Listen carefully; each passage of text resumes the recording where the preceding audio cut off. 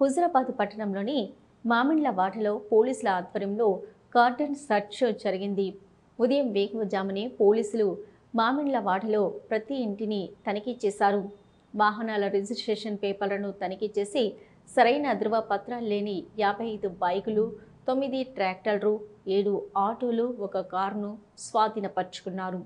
ఈ కార్డన్ సెర్చ్లో Karimnagar additional DCP Venkataramana, ACP, 6 సీఐలు, 7 ఎస్ఐలు, 100 మంది పోలీస్ సిబ్బంది పాల్గొన్నారు.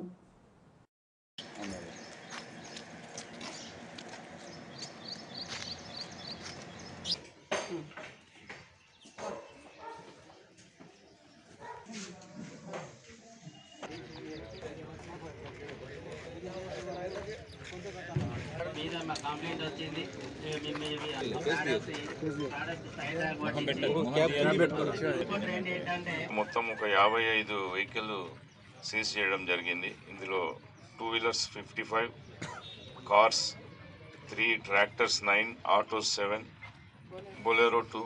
ముఖ్యంగా పట్టణంలో నేరాలు, అక్రమ రవాణా మరియు దుర్వినియోగంపై జరుగుతున్న పోరాటంలో సంపూర్ణ అవగాహన కలిగి ఉండి నాతో పాటు పడకుండా